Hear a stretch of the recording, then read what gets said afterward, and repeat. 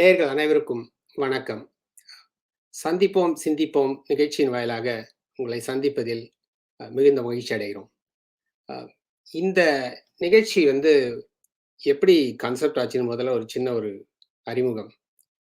இந்த கோவிட்னால பாதிக்கப்பட்ட அ எல்லோரும் சேர்ந்து நம்ம நண்பர்கள சந்திக்க முடியல. We couldn't meet freely as we would normally do. இந்த நிலையில we kind of considered getting together and discussing things. நாம பொதுவா சந்திச்சு பேசக்கூடிய பல விஷயங்கள பேசுறதுக்கு ஒரு வாய்ப்பா, Zoomல ஒரு 1 இயர் முன்னாடி நாங்க நண்பர்கள் ஒரு 4, 5 பேர் சேர்ந்து ஆன்லைன் அரட்டைன்னு ஒரு ஒரு குரூப் ஆரம்பிச்சோம். அந்த குரூப்ல நாங்க நட நடக்கக்கூடிய நிகழ்வுகள் பலதையும் கலந்துக்கிட்டு, அத பத்தி பேசினதனுடைய அதில ஆரம்பிச்ச அந்த முயற்சி, இன்னைக்கு இங்க சந்திப்போம், சிந்திப்போம் என்ற நிகழ்ச்சியின் வழியாக உங்கள சந்திக்கக்கூடிய தூரத்துக்கு எங்கள அழைச்சிட்டு வந்திருக்கு. ஸோ இதில பேசக்கூடிய நண்பர்கள் அனைவரும், எல்லாருமே நாங்க யாருமே எக்ஸ்பர்ட்ஸ் ஆன் அப்படின்னு அந்த எக்ஸ்பர்டைஸ் பேஸ்ல நாங்க பேசல. நாங்க எல்லாருமே ஒரு அம் நியூஸ் அண்ட் பப்ளிக் அஃபேர்ஸ்ல ஒரு இன்ட்ரெஸ்ட் இருக்கக்கூடிய ஆட்கள். So we pay lot more attention to what happens in and around us. And எல்லாருமே ஒரு விதமான தனித்துவத்தோட பேசக்கூடிய ஆட்கள். அந்த நண்பர்கள் குழுவின் மூலமாக ஆரம்பித்த இந்த சந்திப்போம் சிந்திப்போம் முதல் முயற்சி இன்னைக்கு உங்க முன்னாடி. ஸோ இதில கலந்துக்கக்கூடிய ஆட்கள முதல்ல அறிமுகப்படுத்திடுறேன். என்னுடைய பெயர் சுரேஷ். நான் ஒரு 10 இயர்ஸா மெல்பர்ன்ல இருக்கேன். இந்த மெல்பர்ன் மக்களுக்கு, தமிழ் மக்களுக்கு பரிச்சயமான அடுத்த நபர் உங்களுக்கு தெரிஞ்சிருக்கிறதுக்கு வாய்ப்பு இருக்கு. சுப்பு கிளென்வேவர்ல இருக்காரு. ஸோ சுப்பு வில் ஜாயின் சூன். அதுக்கு அடுத்து நாங்க 2 பேருமே சவுத் ஈஸ்ட்ல இருக்கக்கூடிய ஆட்கள். So to balance the perspective நாங்க எல்லாருமே நண்பர்கள் மெல்பர்ன் தூரத்துல இருக்கிறதுனால, we have couple of people from the western side, which is Mr. Kalyan will join the show soon. அதுக்கு அடுத்து Valavan Thirumavalavan Arumugam alias carry will be joining. அவங்க 2 பேருமே கரோலின் ஸ்பிரிங்ஸ்ல இருந்து ஜாயின் பண்றாங்க. And then we have other people from one person from Croydon, Mr. Sendil, the youngest of our friends group. Make fun of so வயது முதிர்ந்த கூட்டத்தில் இருக்கக்கூடிய ஒரு இளைஞர்ல செந்தில் ஒருத்தர். And then we have Vasu will be joining us from Forest Hill. Senthil Croydonல இருக்காரு. Vasu will be joining us from Forest Hill.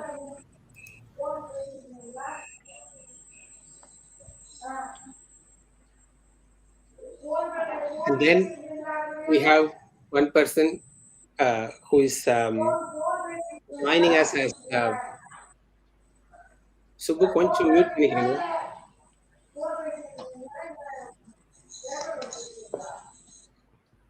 So அடுத்து we have one person who is a friend of us who is joining us from. We also have international people, and today we have one such person joining us from Singapore, Mr. Karthik. So இன்னைக்கு நாங்க as the join we will get going with the program. So இந்த நிகழ்ச்சியின் வாயிலாக உங்களை அடையிறதுல மிகுந்த மகிழ்ச்சி. We are very happy to see you through this program. So today we will be discussing ஆப்கானில் ஆட்சி மாற்றம். ஸோ இந்த கடந்த ஒரு 2 வாரங்களாக the biggest news headline that we have seen is basically what happens in Afghanistan. And we saw people say a picture speaks 1,000 words. ஒரு படத்துக்கு இருக்கக்கூடிய அதனுடைய தாக்கம் மற்றதை விட அதிகமா இருக்கு. அந்த மாதிரி we all saw pictures of people falling from aircrafts. We saw people running, fully packed planes. And அந்த நிகழ்ச்சிகள் டிவில திரும்ப வந்தது. We also saw a child that was handed over to a US soldier. So இது எல்லாருடைய மனதிலுமே ஒரு பயங்கரமான பாதிப்பை ஏற்படுத்தியிருக்கும். இதை தவிர பல விஷயங்கள் ஆப்கானில் ஆட்சி மாற்றத்தை நடந்ததுனால இருக்கக்கூடிய இன்டர்நேஷனல் இம்ப்ளிகேஷன்ஸ், நாம் சரியாக செய்தோமா, whether the western world has actually reacted the way that it should have, அதனுடைய தாக்கங்கள் என்ன, இப்போ some of you, being Indians, we are all interested in cricket. நமக்கு சில ஆப்கானிஸ்தான்ல சில players தெரியும். And there are also people who have been interested in arts and things like that. இதனால இருக்கக்கூடிய பாதிப்புகள் என்ன, இதை பற்றி இந்த நெக்ஸ்ட் ஒரு 40-45 minutes we will discuss in today's show. சந்திப்போம் சிந்திப்போம், ஆப்கானில் ஆட்சி மாற்றம். ஓகே, ஸோ முதல்ல நான் என்ன கேட்கணும்னு நினைச்சேன்னா, நான் சில பிக்சர்ஸை பற்றி பேசினேன். அதனுடைய தாக்கம் உங்க மேல எப்படி இருந்ததுன்னு முதல்ல நான் I want to ask Subbu. Subbu, please unmute and what kind of impression it had on you? You got about a minute to answer. சொல்லுங்க சுப்பு. இதுல பெரிய எதிர்பார்க்காத ஒன்றும் இல்லை.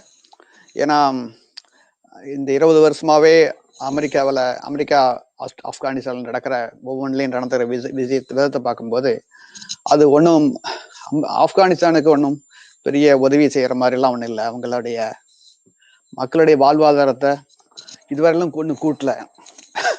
ஏன்னாக்க அங்க பாத்தீங்கன்னாக்கா அவங்களுடைய ஜிடிபி லெவலே ரொம்ப ரொம்ப குறைஞ்சிட்டு இருக்கு. அதனால பெரிய மாற்றம் இருக்குன்னு எதிர்பார்க்கல. இது எதிர்பார்த்தது தான். அது ஒரு இது என்னுடைய கருத்து. சொல்லுங்க சுப்பு.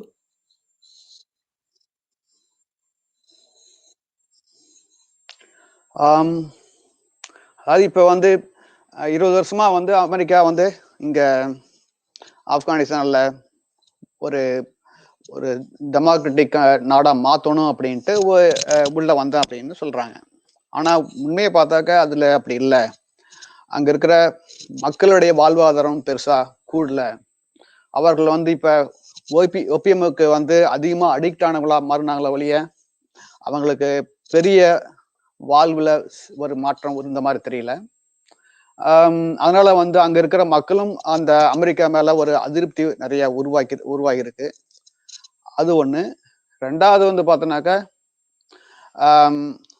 அங்க தலிபான்ஸே நிறைய மக்களிடையே ஒரு பகுதி வெறுப்பு முன்னாள் இருந்தாலும் கூடவே இந்த எதிரியை பார்க்கும்போது அந்த எதிரி பரவாயில்ல அப்படிங்கிற அளவுக்கு நிலைமை வந்திருக்கு. ரெண்டாவது அந்த அமெரிக்கா அங்க முன்ன ஒப்பியத்தை நிறைய விநியோகிச்சிருக்காங்க. ஒப்பியம் உதாரணத்துக்கு பார்த்தோம்னா ஒரு 500,000 ஏக்கர் நிலத்துக்கு ஒப்பியம் உற்பத்தி ஆயிட்டு இருக்கு. இப்ப அங்க இருக்க மக்களே பார்த்தோம்னாக்க ஒரு 10% ஒப்பியம்க்கு அடிக்ட் ஆயிட்டாங்க. பிளஸ் அங்க வேற உற்பத்தி பண்றது பெருசா ஒண்ணும் இல்லை. அப்படி இருக்கும்போது அந்த ஒப்பியம் பின்னாட அதை எராடிகேட் பண்றதுக்கு வேணுங்கிற முயற்சி எடுக்கிறாங்க அமெரிக்கா. ஆனா அந்த எராடிகேஷன் அந்த முயற்சி எடுக்கும் போது பெருசா அதுல அவங்களால செய்ய முடியல. காரணம் என்ன, அவங்க இருக்கிற வார்லார்ட்ஸுக்கு காசு கொடுத்து அவங்க செய்ய வைக்கிறாங்க. அவங்க அந்த காசை வாங்கிட்டு அதை ஒரு இடத்துல இருந்து இன்னொரு இடத்துக்கு இடம் மாத்துறாங்களே ஒழிய அவங்க பெருசா அதை செய்யல. அப்புறம் அந்த காசை தன்னுடைய பாக்கெட்டு தான் போகுது. ஒண்ணு. ரெண்டாவது திரும்ப வரேன் சுப்பு. ஒரே ஒரு நிமிஷம். முதல் கட்ட கருத்து சில கேட்டுட்டு நான் மறுபடியும் உங்ககிட்ட வரேன். ஒரு நிமிஷம் இருங்க.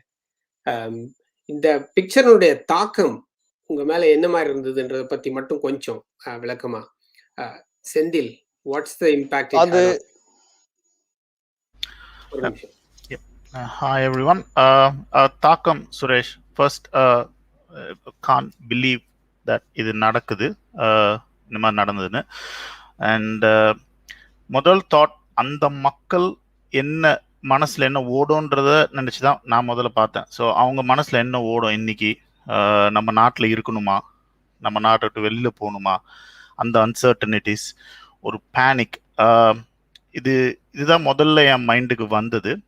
அண்ட் இது அமெரிக்கா எந்த ரீசனுக்கு உள்ள வந்தாங்க, ஏன் எப்படி இருந்தது இந்த கடந்த 20 வருஷம், அதுக்கப்புறம் ஏன் போனாங்கன்னு அதை தவிர I just felt that people who's caught in the crossfire, right?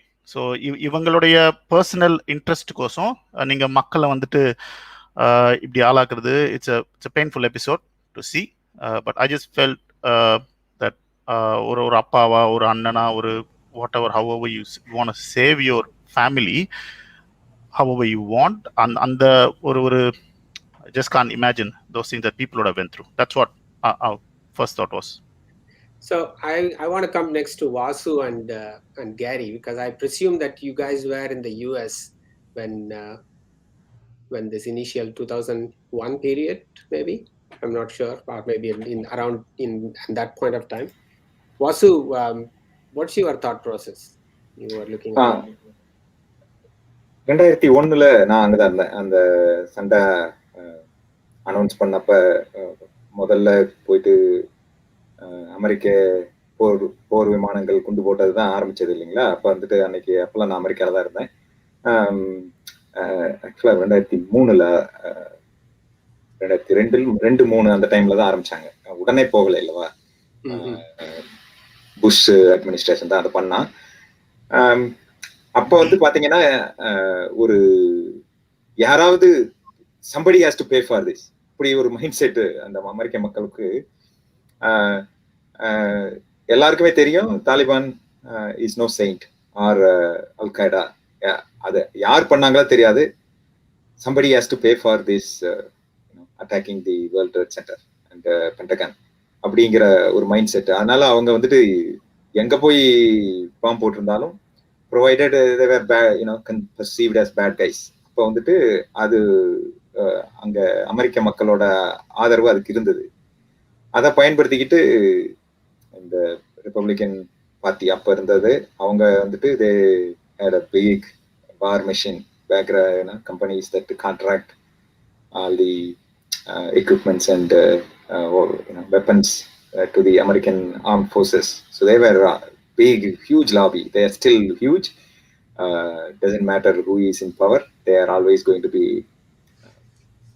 behind all this. So and the path to, when you see this what's happening right now, what's the impact it had on you?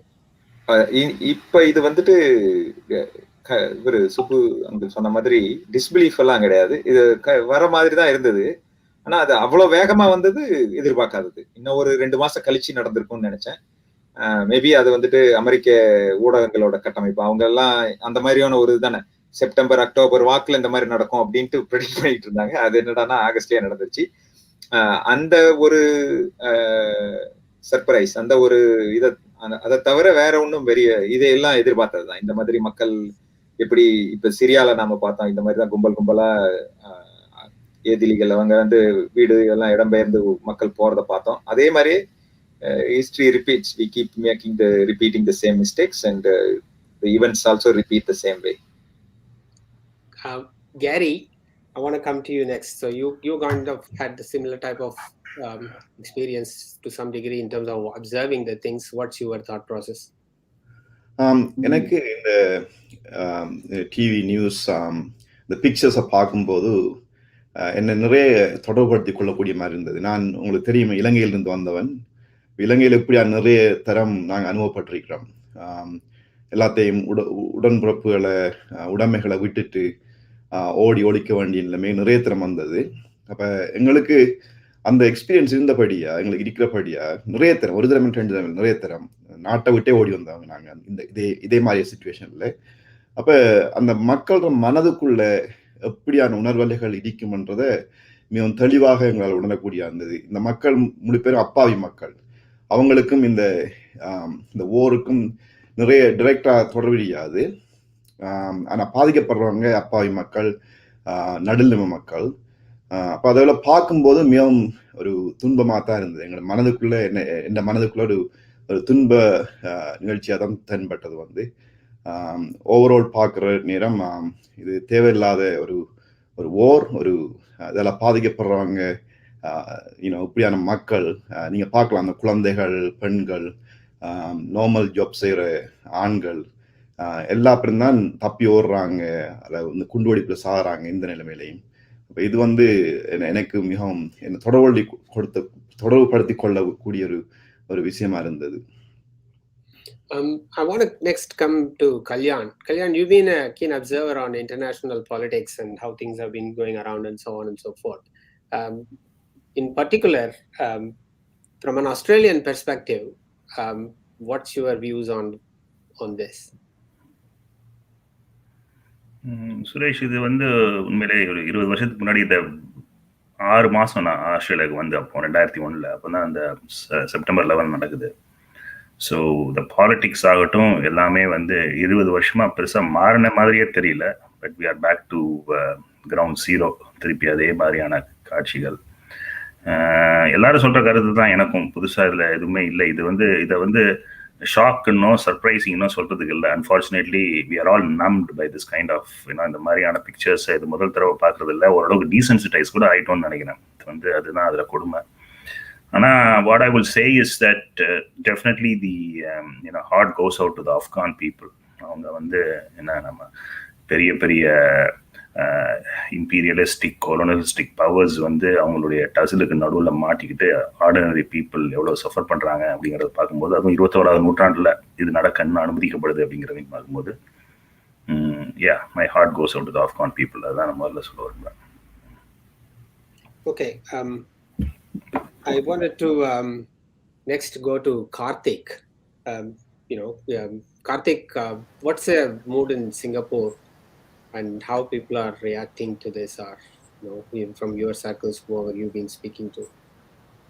சிங்கப்பூரை பொறுத்த வரைக்கும் பெருசா ஒரு தாக்கம் அப்படின்னு சொல்ல முடியாது.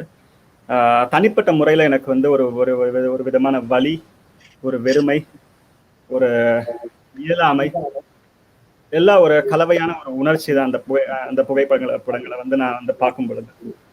அது ஒரு சாதாரண ஒரு விஷயமா வந்து ஒரு நாள் கடந்து விட்டு போகக்கூடிய ஒரு விஷயம் கிடையாது. அது மனசுல ஒரு ஆழமான ஒரு தாக்கத்தை வந்து பண்ணியிருக்கு. அதுக்கான காரணம் என்ன அப்படின்னா, இன்னைக்கு வந்து நம்ம வந்து ஒரு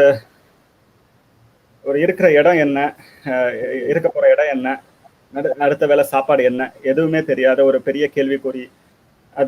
அதை தாண்டி உலகமே வந்து ஒரு பெண்ணுரிமைக்காக வந்து போராடிக்கிட்டு இருக்க ஒரு நேரத்துல வந்து ஒரு பெண் சமுதாயத்தை ஒடுக்கக்கூடிய ஒரு ஆட்சி மாற்றம் நடந்துட்டு இருக்கு. அதை பார்த்து பயந்து ஓடக்கூடிய பெண் மக்களை பார்க்கும்போது ஒரு விதமான வலி. இதற்காக ஒரு உலகத்தளம் எதுவுமே செய்ய முடியாத ஒரு கோழை சமுதாயமாக வாழ்ந்து கொண்டிருக்கிறது உலக சமுதாயம் அப்படின்ற அதை பார்க்கும்போது ஒரு இயலாமை. அதுதான் என்னோட. Thank you everybody. இதுல வந்து ஒரு நேர்களுக்கு ஒரு விஷயத்த சொல்ல விரும்புகிறோம். நாங்கள் வந்து we tried to see if we could ஒரு ஆப்கான் பர்சனுடைய representative whether we could get someone living here, but unfortunately we couldn't manage to do that in this program. But we would like to extend, அதாவது எங்களுடைய எண்ணங்கள்லாம் ஆப்கான் மக்களோட இருக்குன்றது நீங்கள் புரிஞ்சிக்க முடியும்னு நான் நம்புகிறேன். Kalyan, I want to come back to you again and starting with the next set of questions, where what do you think? Do you think the Western world has failed the Afghan people, or could this have been done better? I mean, the thing நீங்க சொல்றது அந்த தாலிபான்ல ஆட்சி மாற்றம் நடக்கலாம் அப்படிங்கிறது வந்து எதிர்பார்த்ததுதான்னு சொன்னாலும், இந்த transition, is this the best way today's democratic world could handle, or is there any other way that we could have done this better? What's your thought process on that? அதை ஒரு நிமிஷம் பேசுவோம் அதை பத்தி. சுரேஷ், நான் வந்து இதை வந்து முகத்தெரிய உடைச்சு சொல்லணும்னா வந்து யூஎஸ் வந்து it's not doing any favours to anybody. Let us be honest here. US வந்து அதனுடைய ஜியோ பொலிட்டிக்கல் இன்ட்ரெஸ்ட்டுக்கு தான் வந்து எல்லா நகர்களும் இருக்கும். கொஞ்சம் அதை வந்து டிப்ளமேட்டிக்கா எப்படி கொண்டு போகலாம் அப்படின்ற மாதிரியோ, அதுல வந்து யாரை வந்து நம்ம டெமோக்ரஸியை இது பண்றோங்கிற பேர்ல வந்து நம்ம என்ன பண்றோன்றதுலாம் வந்து எனக்கு I don't think it is actually இந்த இன்டென்ஷன்ஸ்க்கு அவ்வளவு தூரம் எனக்கு நம்பிக்கை இல்லை. அவருடைய பியூர் இன்டென்ஷன்ஸோட தான் யூஎஸ் உள்ள வந்தது. ஒரு நல்ல ஒரு ஆட்சி மாற்றத்தை கொடுக்கணும், டெமோக்ரஸியை வந்து இந்த மாதிரி கண்ட்ரிஸ்க்கு கொண்டுக்கணுங்கிற மாதிரி. ஏன்னா ஃபர்ஸ்ட் சோவியத் யூனியன் அங்க இல்லாம இருந்திருந்தா 1970களில் வந்து சோவியத் யூனியனோட இன்ஃப்ளூயன்ஸ் வந்து அங்க ஆப்கானிஸ்தான்ல இல்லாம இருந்திருந்தா யூஎஸ் உள்ள வந்திருக்குமானே தெரியாது. அப்ப வந்ததுக்கு அப்ப வந்து அதுக்கு ஏற்படுத்தி கொடுத்த காலம். ஒரே நிமிஷம். நீங்க ஐ மீன் the thing is, Soviet union வந்து உள்ள வந்தது நேர்முறையா மறைமுகமா வந்தது ஒரு விதம். அது தாலிபானுடைய வளர்ச்சியில் கூட இருக்கலாம், இல்ல தேவோட supported forces against the Russian அப்படிங்கிறது வந்து ஒரு side of angle. But the actual American troops landing on the Afghan thing, that happened post Russian withdrawal இல்லையா? கரெக்ட். அது 2011ல நம்ம 2001ல வாசு சொன்ன மாதிரி ஏதாவது ஒன்று பண்ணியாகணும். ஒரு ரிட்டாலியேஷனை வந்து பிக்கர் பாப்புலேஷன், யூஎஸ் பாப்புலேஷனுடைய டொமஸ்டிக் ஆடியன்ஸுக்கும் அது ஃபீட் பண்ணக்கூடியது ஒரு ரேஞ்சில் இருந்ததுனால அது அலீஸ் எல்லாத்தையுமே எடுத்துக்கிட்டு ஜார்ஜ் புஷ் வந்து if you are with us or against us அப்படிங்கிற அந்த 2 ஒரு இதை மட்டும் சொல்லி ஒரு அணி திரட்டி போய் இறங்குறாங்க. ஸோ அந்த காலகட்டத்தில் வந்து it was more of a impulsive reactive ஒரு ஒரு வெஞ்சன்ஸ் மூலமாக இருக்கக்கூடிய அப்படித்தான் அந்த ஒரு முனைப்பா தான் அதை பார்க்க முடிஞ்சதே ஒழிய அதை வந்து வேற ஒரு எந்த விதமான இன்டென்ஷன்ஸும் அதுக்கு கொடுக்க முடியல. ஆனா அவங்க அந்த தருணத்திலேயே வந்து ஆப்கான் கவர்மெண்ட்டும் தாலிபானும் வந்து அல்கொய்தாவையும் நாங்க வந்து ஒசாமா பின் லாடையும் வந்து வேற ஒரு டெரிட்டரிக்கு மாத்துறோம் கொடுக்குறோம்னு சொல்றதெல்லாம் கூட அவங்க கேட்கல. They wanted optics to go along with it to feed to the local American populace. So அதனால வந்து எனக்கு அந்த இடத்துல வந்து I'm not really sure whether you know. So அவங்க again it is their own problems அவங்களுடைய மேக்கிங்ல தான் வந்து தாலிபானும் ஆகட்டும், அல்கொய்தா ஆகட்டும், ஒசாமா பின் லாடன் ஆகட்டும், இவங்க எல்லாருமே வந்து தே ஆர் ஆல் பகடைக்காய்கள் தான் நான் பார்க்குறேன். என்னைய பொறுத்த மட்டும் அவங்கள தான் உருவாக்குனதும் அவங்க தான். ஸோ அதுக்கப்புறம் அவங்கள வளர்த்த கடை மாறல பாஞ்ச மாதிரி ஆன உடனே then they have to go back in there. அப்படி போகும்போது Yeah, Kalyan, the question was more like could the West have handled the withdrawal better, Gary, or I don't know whether there is any other way to withdraw. If you are deciding to withdraw at any point of time, இந்த மாதிரியான ஒரு இதை வந்து 2 மாசம் தள்ளி நடந்திருக்கும். வித்ட்ரால வந்து எவ்வளவு ஸ்மூத்தா பண்ண முடியும் அப்படின்னு எனக்கு தெரியல. இதை விட வந்து அதுக்கு நான் வந்து I'm not going to.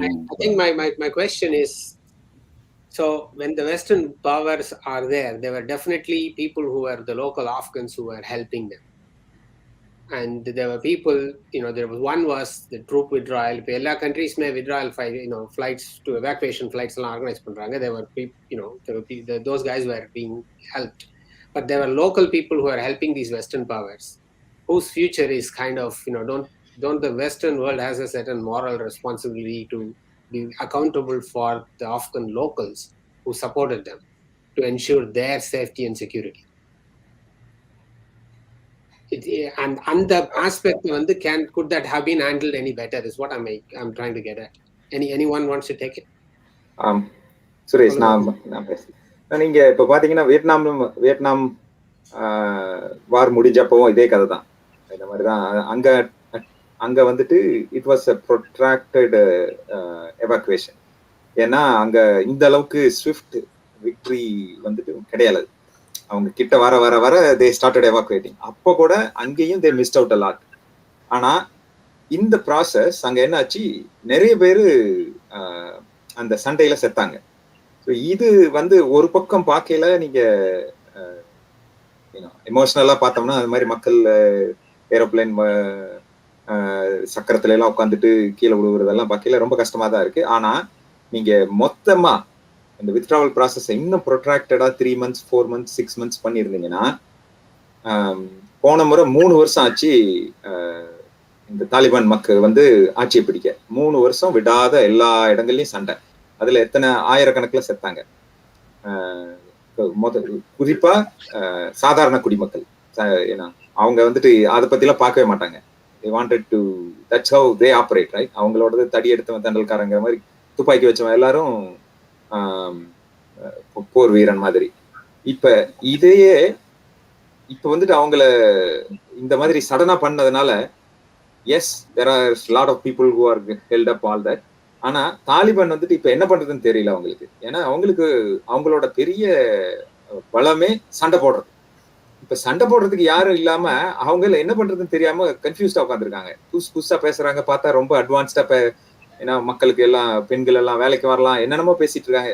அதாவது டோட்டலி உருமாறின மாதிரி.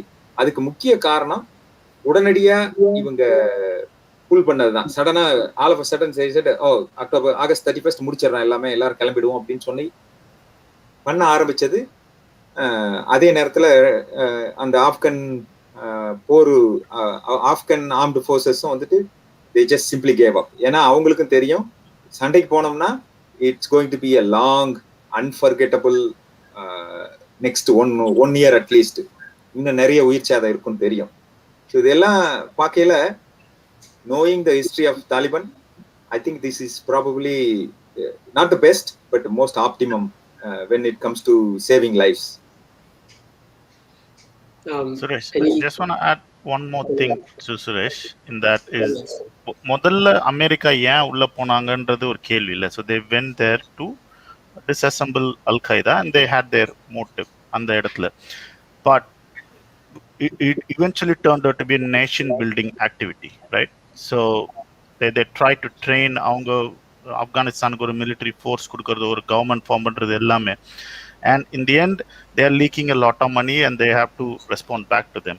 But now நீங்க எல்லாம் முடிஞ்சு இப்போ பைடன் என்ன சொல்றாருன்னா, it should never have been or it shouldn't have been a nation building activity. So அப்படின்னா அவங்க கை கழுவிட்டாங்கன்றதான் என்னால் அதில் புரிஞ்சுக்க முடியும். நீங்கள் கேட்ட கேள்விக்கு இது மாதிரி நாங்கள் எப்பவுமே our motive was never to nation build, right? That's what he's saying.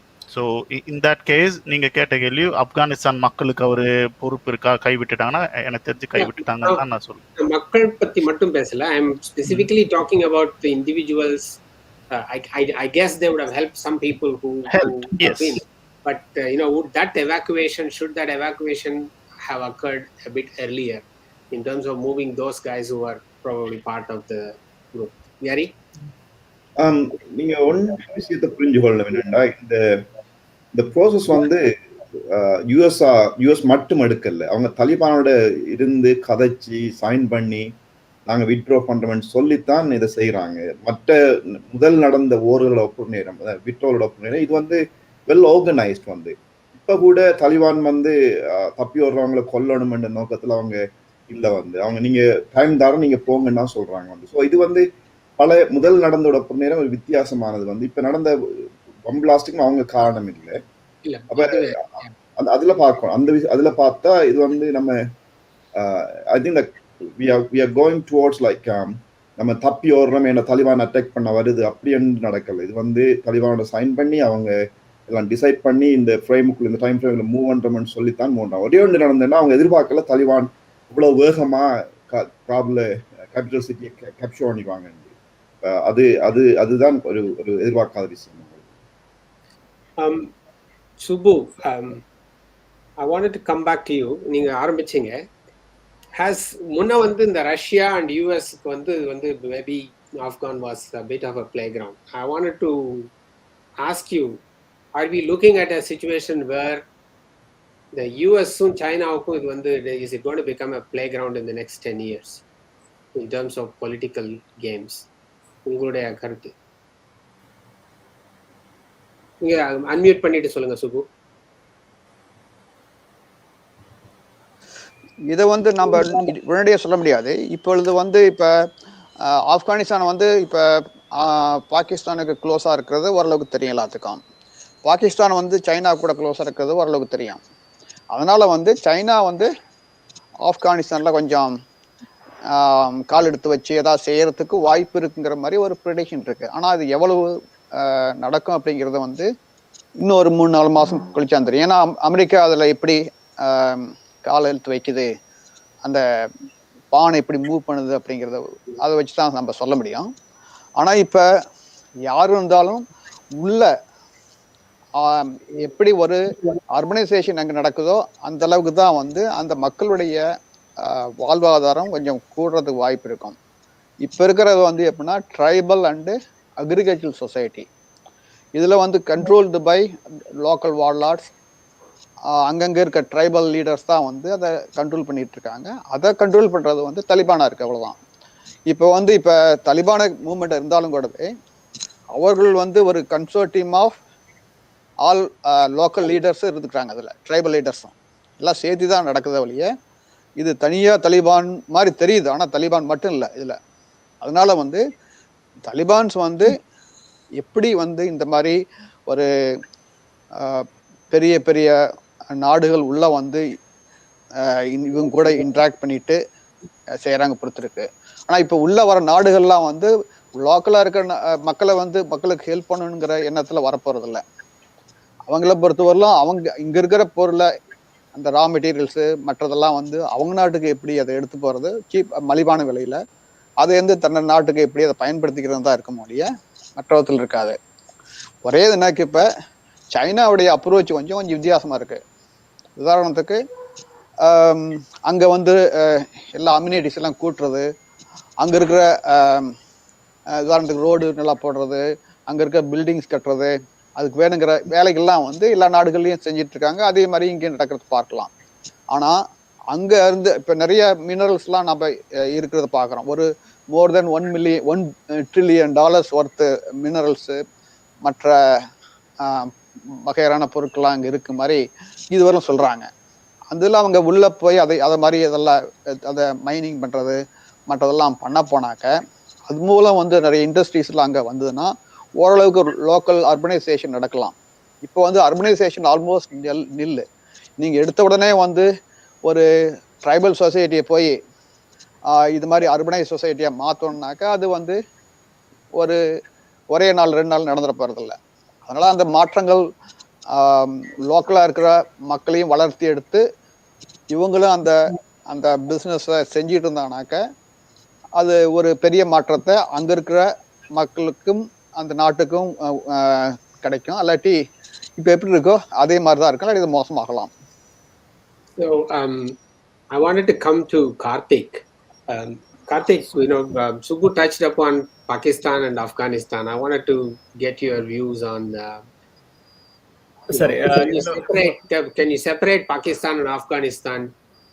Pakistan also has been a victim of terror in some sense from Pakistan வந்து அது தனி கதை. பாகிஸ்தானோட ராணுவ ஆட்சி முறையினால தான் அவங்க வந்து தேர் victim of terror.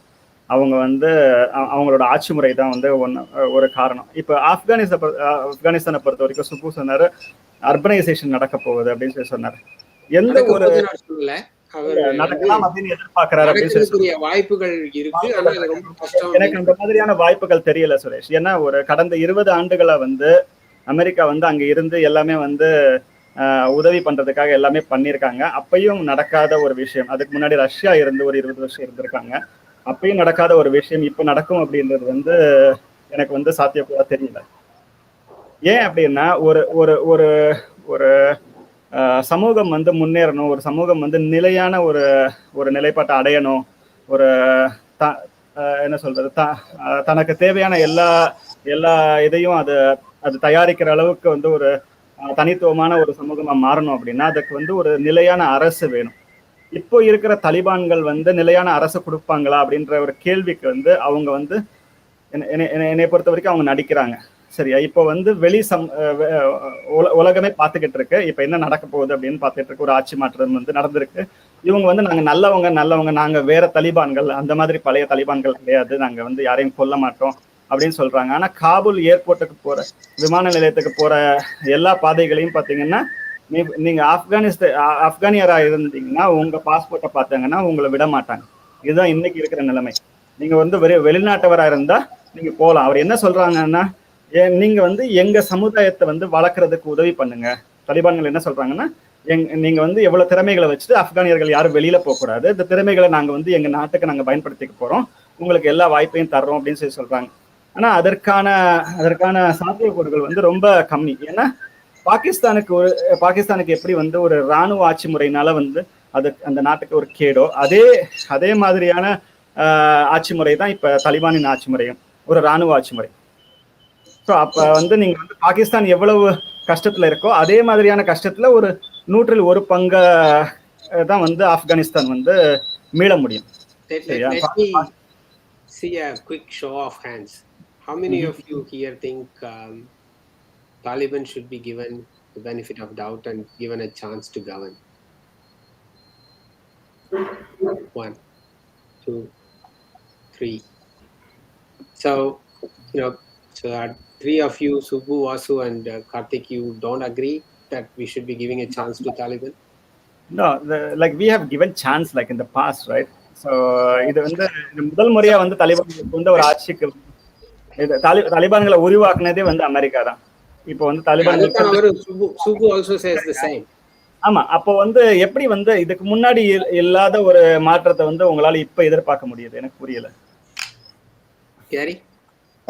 Can I add my point from as a Sri Lankan, how I have seen ஒரு நாட்டில் வந்து ஒரு இராணுவம் மிலிட்ரி அதை பிடிக்குதுன்னு சொன்னா அதுக்கு மக்களோட சப்போர்ட் இல்லாம அது முடியாது. ஆப்கானிஸ்தான்ல இருக்கிற லோக்கல் மக்கள் வந்து சப்போர்ட் பண்றபடியா தான் தாலிபான் வளருது. வளர்ந்து இந்த அளவு பலமுள்ள ஒரு இராணுவமா வந்திருக்குது. அது வந்து இம்பாசிபிள். ஸோ மக்கள் சப்போர்ட் பண்றபடியா தான் அது வளருது. அதனால அவங்க அவங்க அணுகுமுறைகளை கொஞ்சம் சேஞ்ச் பண்ணாங்கன்னு சொன்னா அவங்களால நல்லா ஆள முடியும் லாங் ரன்ல. இப்ப சைனாவை பத்தி கேட்டீங்க. சைனாவோட நோக்கம் வந்து அமெரிக்கா ரஷ்யா மாதிரி இல்லாம நேஷன் பில்டிங், அவங்க கடனை கொடுத்து இன்ஃப்ராஸ்ட்ரக்சர் கட்டி, ஏன் அந்த மாதிரி அந்த வளர்ச்சியில ஆப்கான் மக்களால போக முடியாதுன்றத போக முடியும் என்று நான் நினைக்கிறேன். ஏன்னா அவங்களும் நம்ம எல்லா போலையும் they are capable of doing things. அதனால அவங்களால ஒரு பாசிட்டிவ் இன்புட் ஒன்று இருந்துன்னா அவங்களால ஒரு நாட்டை கட்டி எழுப்பி மிகவும் வளர்ச்சியுள்ள நாடா வரலாம் என்று நான் நினைக்கிறேன். அது நடக்கும் என்று தான் என் மனதில் சொல்லுது. என்ன சைனாட ஹெல்ப் இருக்கிறபடியா ஐ மீன் அப்படிதான் போய் கொண்டிருக்குது. நம்ம பொறுத்து தான் பார்க்க வேண்டும். அது நடக்க முடியும்னு நினைக்கிறேன். கேரி, இலங்கையோட கம்பேர் பண்ண முடியாது. அதுக்கு காரணம் என்ன அப்படின்னு பார்த்தீங்கன்னா, இலங்கையில வந்து டெமோக்ரஸி, சரியா, அங்க கம்ப்ளீட் ராணுவ ஆட்சி கிடையாது. ஸோ எங்க வந்து மக்களோட விருப்பங்களை வந்து ஒரு அரசாங்கம் வந்து அங்கீகரிக்குதோ, ஒரு டெமோக்ராட்டிக் கண்ட்ரியா வந்து உருவெடுக்குதோ, அப்போ வந்து வளர்ச்சிகள் வந்து தடைப்படுறதுக்கு வாய்ப்புகள் கிடையாது. இங்க வந்து மிலிட்ரி ஆட்சியில வந்து ராணுவ ஆட்சியில என்ன பிரச்சனைனா, ஒரு சமூகம் சார்ந்த சிந்தனை மட்டும் இருக்கிற ஒரு மாதிரியான ஒரு ராணுவ ஆட்சி இது. ஸோ அந்த சமூகத்தை தாண்டி வந்து அவங்க வளருவாங்களா அப்படின்ற ஒரு பெரிய கேள்வி இருக்கு இல்லையா? அதுக்கு வந்து உங்களுக்கு வந்து குடியாட்சி மாதிரி இருந்தால் ஒழிய வந்து வளர்ச்சி வேகமாக நடக்காதுன்றதுதான் என்னோட வாதம். ஓகே, அது எப்படி கேரி? கல்யாணம் கார்த்திக் வந்து சிங்கப்பூர்ல இருந்துட்டு டெமோக்ரஸியை பத்தி பேசுறது சந்தோஷமா இருக்கு. ஆனா வளர்ச்சியும் டெமோக்ரஸியும் ஏதோ வந்து ஒண்ணு சேர்ந்த மாதிரியும், சைனாவோட இன்னைக்கு அபரிதமான வளர்ச்சிக்கு டெமோக்ரஸி எங்க இருக்குதுன்னு எனக்கு தெரியல. நான் வந்து ஒரு முக்கியமான கருத்து என்ன வைக்க விரும்புறேன் அப்படின்னா, it is an economic problem. Most of the issues வந்து எக்கனாமிக் தான். இது வந்து 31.4 மில்லியன் பீப்புள் இருக்கக்கூடிய அந்த ஆப்கானிஸ்தானுடைய ஆக்சுவல் ஜிடிபி வந்து 20 billion, which is 1/10 of what Melbourne produces. So இவ்வளவு கம்மியான ஒரு ஜிடிபியை வச்சுட்டு நீங்க வந்து நம்ம வந்து ஒவ்வொரு ஃபண்டமெண்டல்ஸ்டையும் ஒவ்வொரு தீவிரவாதிகளையும் குறை சொல்லிட்டு இருக்கலாமே உடைய மேஜர் ப்ராப்ளம் என்னன்னா, it is an economic problem. அந்த எக்கனாமிக் ப்ராப்ளம் வந்து அதுல இருந்து ஒரு விடியல் வர்றதுக்கு ஒரு அற்புதமான ஆப்பர்ச்சுனிட்டி இப்ப வந்திருக்கு. அதுக்கு காரணம் வந்து சைனானுடைய இப்போதைய முன்னெடுப்புகள். China has now totally changed how the international politics is happening. China வந்து இப்ப ஜியோ பொலிட்டிக்கல் கேம் விளையாடுறது இல்லை. China plays what it now call a geoeconomics policies. இது என்னன்னா, கிளைவ் ஹாமில்டன் சொல்லிட்டு ஏஎன்யூல உள்ள ப்ரொஃபசர் வந்து சைலண்ட் இன்வேஷன்ங்கிற ஒரு புக்ல வந்து அதை வந்து நல்லாவே மென்ஷன் பண்ணியிருப்பாரு. அவர் என்ன சொல்ல வர்றாரு அப்படின்னு சொன்னா, சைனாவுடைய ஸ்ட்ராட்டஜி வந்து இந்த இம்பீரியலிசம், கொலோனியலிசம் இந்த மாதிரியான இதே கிடையாது. வின்வின்னிசம். நீனும் ஜெயிக்கிற, நானும் ஜெயிக்கிறேன். இது வந்து ஒரு கார்பரேட் டேர்ம் மாதிரி யூஸ் பண்ணி வின்வின்னிசம் யூஸ் பண்ணிட்டு, நம்ம சுப்பு சொல்ற மாதிரி 1 ட்ரில்லியனுக்கு அன்டாப்ட் ரிசர்வ்ஸ் இருக்குது. $1 trillion worth of untapped reserves வந்து ஆப்கானிஸ்தானுக்குள்ள இருக்குது. அது மெஜாரிட்டியான ரிசர்வ்ஸ் வந்து லித்தியம் ரிசர்வ்ஸா இருக்குது. ஸோ லித்தியம் ரிசர்வ்ஸா இருக்கும்போது இதுதான் வந்து இன்னைக்கு next generation energy transition projects எல்லாமே வந்து லித்தியத்தை நோக்கி தான் போயிட்டு இருக்குது. நம்ம வந்து ஆஸ்திரேலியாவே கூட 1 பில்லியன்ல இருந்து 7 பில்லியனுக்கு லித்தியமுடைய growth நெக்ஸ்ட் 3 to 5 yearsல இருக்கும் அப்படின்னு 7 பில்லியன் worth of எக்ஸ்போர்ட் நம்ம பண்ண முடியும் அப்படின்னு நம்ம ஆஸ்திரேலியாவே மதிப்பிடும் போது, ஆப்கானிஸ்தான் வந்து இந்த சென்டர் ஆஃப் த சில்க் ரோட்ல உட்கார்ந்துக்கிட்டு ஜியாகிரபிக்கலா லோ காஸ்ட் கண்ட்ரியா இருந்து லித்தியத்தை எடுத்து சைனீஸ் இன்வெஸ்ட்மெண்ட் மூலமாக ஒரு மேசிவ் எக்கனாமிக் growth கொண்டு வந்தாங்கன்னு சொன்னா, மற்ற மாதிரியான விஷயங்கள் எல்லாம் தன்னாலே டிஸ்இன்டகிரேட் ஆகும். மக்கள் வந்து நீங்க யாரை விக்டிம் ஆக்குவீங்க? எல்லாருக்குமே வளர்ச்சின்னு வரும்போது வந்து people will all get onto the bandwagon of the growth. அதுக்கப்புறம் வந்து ஒரு நேஷனல் ப்ரைடு இந்த மாதிரி விஷயங்கள் தான் வரும். ஒருத்தனுக்கு ஒருத்தன் வந்து நீ யாரு நான் யாருன்னு அடிச்சுட்டு இந்த மாதிரி இருக்கக்கூடிய ப்ராப்ளமே வரப்போறது இல்லை அப்படின்றதுதான் என்னோட. ஸோ தாலிபான் வந்து ஓகே, எஸ், அவங்க வந்து வெர்ஷன் 2.0ன்றாங்க. இப்போ தாலிபான் 2.0 அப்படின்னு நம்ம சொல்லணும்னா, என்னைய பொறுத்த மட்டும் even for the good of the people or for the common good of the geopolitical environment, நம்ம ரீஜன்ல இருக்கக்கூடிய இதுக்கு we need a stronger Afghanistan, a prosperous Afghanistan and a stable Afghanistan, and same applies for Pakistan. if we need a strong, prosperous India. South ஏஷியாவை வந்து நம்ம வந்து south ஏஷியானுடைய growth சேர்த்து தான் எடுத்துட்டு போகணும். As a growth engine, as a regional super power India வந்து முன்னேறணும், ஒரு இதா இருக்கணும்னு சொன்னா we can't have flash points. ஆப்கானிஸ்தானும் பாகிஸ்தானும் ஒரு ஃபிளாஷ் பாயிண்டா உட்காந்துக்கிட்டு இருந்ததுன்னா அது வந்து நமக்கு வந்து எந்த விதமான ஒரு இதையும் கொடுக்க போறது இல்லை. So in a long term basis, if you really wanted to see change in our region, I wish Taliban succeed. I wish Taliban dismantles its fundamentalist agenda. நல்ல இதுகள் தெரியுது. இப்போ ஓரளவுக்கு வந்து அவங்க அந்த டிவி சேனல்ஸ் எல்லாம் கண்டினியூ பண்ண விடுறாங்க, லேடிஸை வந்து இன்னும் அந்த இதில் உட்கார வைக்கிறாங்க. So I sincerely hope they change for good. அது வந்து சைனானுடைய முன்னெடுப்புகள் உள்ள வந்து அதனால வரக்கூடிய இன்வெஸ்ட்மெண்ட் இப்பவுமே இருக்குது. இப்பவுமே வந்து ஸ்டேட் ஓன் என்டர்பிரைசஸ், சைனாவுடைய state own enterprises, China National Petroleum Corporation வந்து ஆயில் அண்ட் கேஸ் அசட்ஸை வந்து எக்ஸ்ப்ளோரேஷன் பெர்மிட் கொடுத்துருக்காங்க தாலிபானுக்கு. So this will continue. இதெல்லாம் கண்டினியூ ஆனா என்னுடைய கருத்துப்படி I think I will give a chance definitely to Taliban to reform itself, to change itself. நம்ம வந்து இதை ஒத்துக்கக்கூடிய ஒரு மனப்பான்மைக்கு வரணும். அவ்வளவுதானே ஒழிய சைனா வர்சஸ் யூஎஸ் அப்படிங்கிற அந்த பைனரி போலரைஸ் போகாம ஒரு இதை வந்து ஒரு ஒரு இதா ஒரு பாசிட்டிவ், ஒரு ஹோப்ஃபுல்லான, ஒரு ஆப்டிமிஸ்டிக்கான முன்னெடுப்புகளா எடுத்துட்டு போகணும் அப்படிங்கிறது தான் வந்து என்னுடைய that is my view. Okay, Kalyan, only one question. Do you think China would be able to influence Pakistan to stop interfering in Afghanistan? You think there is no role for it? No role. Pakistan doesn't have a role. China, Pakistan and Afghanistan already on the same axis la da irukkranga, Suresh. They are all already in the same axis. So there is nothing really to they are all partners in this game. So Pakistan is also going to develop with the China's involvement, So in the development வந்து நம்ம த்ரெட்டா பார்க்க வேண்டியது இல்லை அப்படிங்கிறது தான் என்னுடைய வாதமே ஒழிய இந்த development in the growth. The point is, like, there is a connection between the so-called Haqqani network and how they have been handling different things. So you think Pakistan would allow Afghanistan to grow? And the angle கேக்குறேன். But anyway, that's I would say yes. ஒரே ஒரு கேள்வி கல்யாண், நீங்க எல்லாமே வந்து நீங்க ஒரே ஒரு பாயிண்ட் மட்டும் நீங்க எடுக்கவே இல்லை. இங்க வந்து ஒரு மதவாதம்ன்ற ஒரு ஆயுதத்தை வச்சுதான் எல்லா பிரச்சனைகளும் இங்க ஸ்டார்ட் ஆயிருக்கு. ஸோ அந்த இதை நீங்க மைனஸ் பண்ணிட்டு பேசுறீங்களோன்னு எனக்கு. ஸோ இந்த மதவாதம் அப்படின்னு வரும்பொழுது பாகிஸ்தானும் ஆப்கானிஸ்தானும் கை கோத்துக்கிட்டு அவங்க திரும்ப அதே பிரச்சனைகளை கொண்டு வருவாங்களோ அப்படின்ற ஒரு பயம் இருக்கு. That's one part of the story, Karthik. I think everyone understands. I think that's probably the reason why the world reacts to Taliban right now the way that they are actually reacting. So the question is, I think what we are trying to do is to see beyond that and see, okay, assuming if there is something, blinding that, Sendil, Suresh, நான் என்ன சொல்றேன்னா, as Kalyan சொன்ன மாதிரி இப்போ inevitably Taliban has taken over இல்ல இன்னைக்கு தேதிக்கு. So அந்த கண்ட்ரியை நம்ம முன்னுக்கு எடுத்துன்னு போனோம்னா I think we are left with no choice and international communities need to accept them. If you don't accept them, then you have to go into the country again. That is one. Or if you put economic sanctions on them, that will help breed more potential chance of the terror things, right? So for US has to play a big role, because if already they put a sanction on $9 billion that's going to flow into it, UN's already putting sanctions. If we keep doing it, that will take Afghanistan backwards than taking it forward. International community has to accept and still continue support to whoever the running the country, or else ஒரு வாரத்துல you already saw a brutal attack, right? Yeah, so actually that was one question I had. See, Taliban,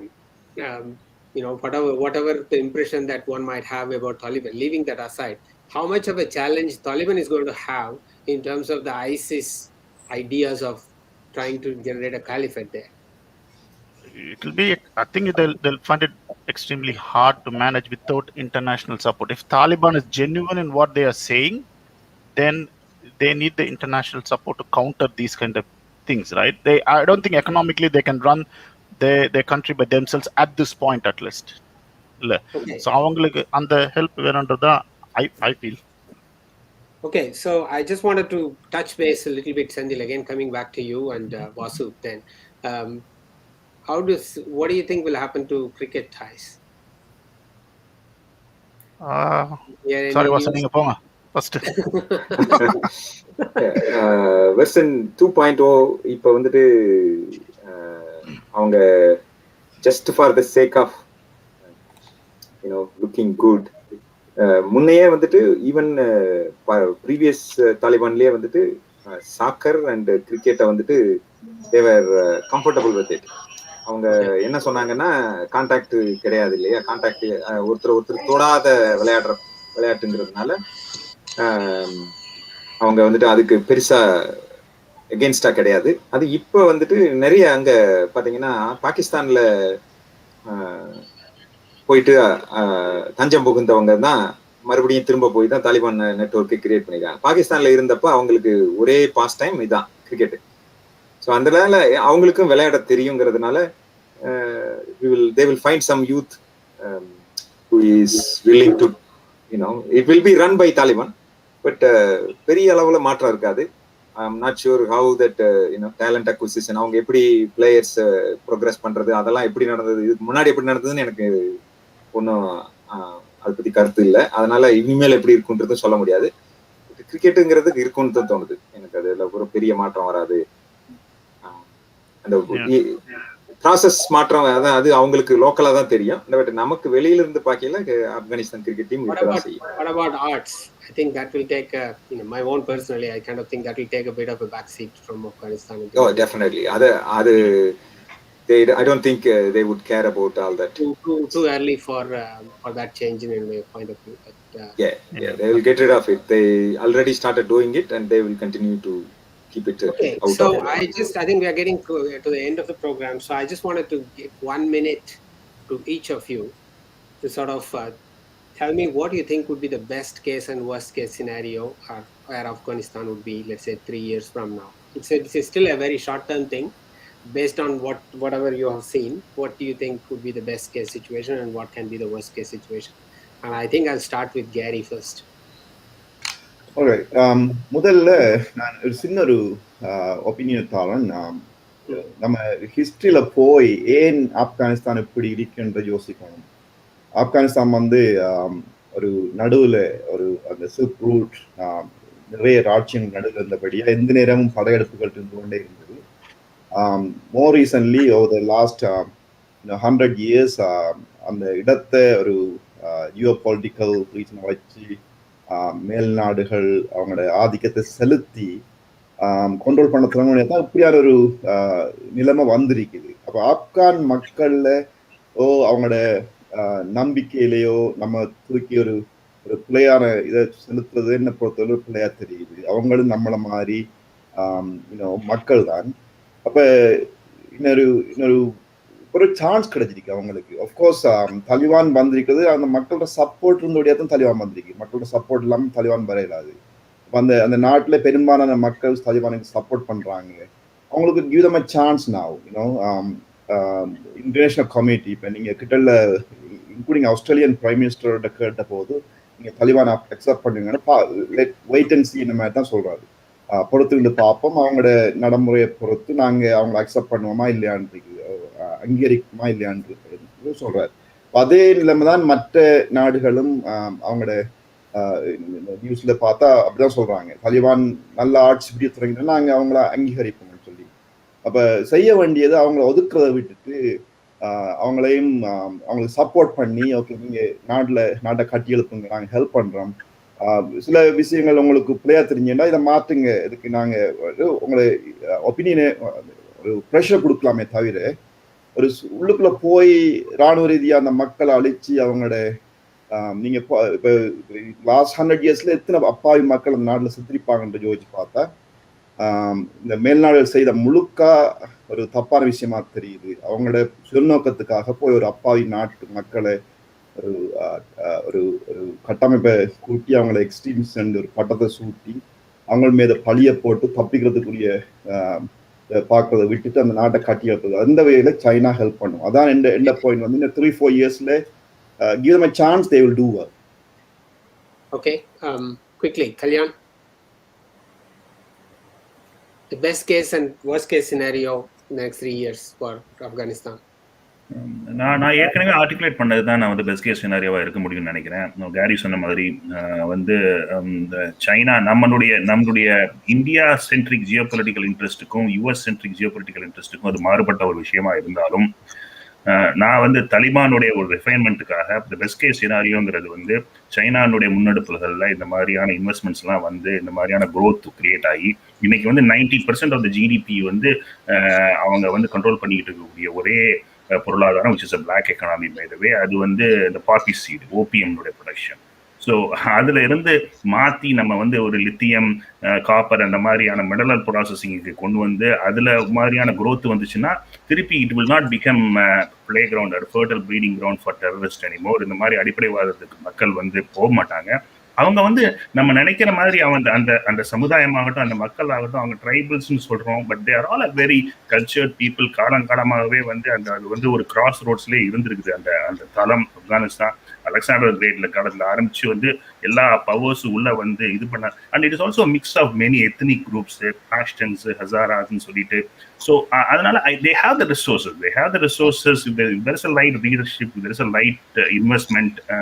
நான் வந்து I am holding out very positive view. 3 வருஷத்துல அவங்க மாறலாம், ஒரு stable கண்ட்ரியா வரலாம். நம்ம மற்ற இந்த மாதிரியான ஒரு I prefer a geoeconomic manoeuvring rather than a ஜியோ பொலிட்டிக்கல்ல வந்து விட்டு இது பண்றதோட I rather prefer it even though it may not be best for the நம்மளுடைய அந்த குவாட் வர்சஸ் இந்த. இப்போ இன்னொன்று என்ன பார்க்கணும் அப்படின்னா, இன்னொன்று நம்ம கவனமா இருக்க வேண்டிய விஷயம் ஃப்ரம் அன் இந்தியன் பெர்ஸ்பெக்டிவ் வந்து யூஎஸ் வந்து அவங்களுடைய ட்ரூப்ஸை பூரா புல் பேக் பண்றாங்க. ஏன்னா அவங்க இப்போ அண்டர்ஸ்டாண்ட் பண்றாங்க $750 பில்லியன் ஒவ்வொரு வருஷமும் செலவு பண்ணிட்டு இருந்தா அதுல 1/3 தான் வந்து சைனா செலவு பண்றாங்க. So they wanted to, so now that after the post GFC and post COVID வந்து they don't want to send so much money. They don't no longer wanted to be the police, international police ஆக இருக்க விரும்பாத பட்சத்துல. So they wanted to wind back. So அவங்க wind back பண்ணும்போது we should be very careful. நம்ம வந்து இந்த India, Australia, south Korea, Japan இவங்களை வந்து அவங்களை எதிர்த்து திருப்பி விட்டு இந்த மாதிரியான ஒரு பொலிட்டிக்கல் பிளாயில மாட்டாம இருக்கணும் அப்படிங்கிறது என்னுடைய ஒரு இது வந்து it is not as against them. அந்த மாதிரியான ஒரு இதுக்கே போயிடக்கூடாது. அவங்க வந்து Afghanistan, Pakistan, China and Russia ஒரு பக்கமும், நம்ம இங்க Australia, India, South Korea, Japan ஒரு பக்கமும் போட்டுட்டு அவன் பாட்டு போயிடுவான். அவன் யூஎஸ் கிளம்பி போயிட்டான் கையை விரிச்சிட்டு. அப்ப நம்ம உட்காந்து அடிச்சுக்கிட்டு இருந்துட்டாங்கன்னா then we should engage. Okay, we have to look after our defenses, we have to look after our security. அதெல்லாம் besides நான் வந்து best case scenario பார்க்கிறது வந்து there should be growth and there will be growth. I think we are really running out of time, so very quickly. Sorry guys. One minute for 30 seconds for Sendil and Vasu, please. Sendil. I'll keep it short, Suresh. Everyone talked economy-wise. Let me give a sporting perspective. The best case scenario for me would be to see Afghanistan #1 test team in 3 years down the line. So I'd be really happy if that happens. But for that to happen, international community should not isolate Afghanistan. There may be differences amongst them, but hopefully they don't isolate them. If they do isolate them, and including sports, everything will go down south. That's okay. My view. Subbu, Vasu, quickly. Okay. I don't trust China. China has never been a win-win mindset country. They have always been I win, you lose. That's exactly how they have operated. And the fact that they are going to meddle with Afghanistan, it's going to be a lot worse. I'm not a negative person. Traditionally, I am a positive person. But when it comes to Afghanistan and China, I don't see anything positive there. In my case, we leave that as two different opinions. I will not ask any cross questions on that right now. Karthik, what's your view? 30 seconds.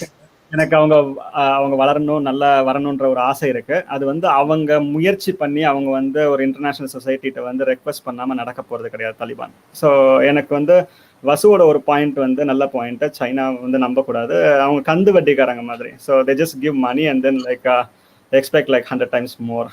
So that's my case. We leave that. That's a different point. I mean, that's the beauty of this particular forum. We don't actually agree on anything. So that's great.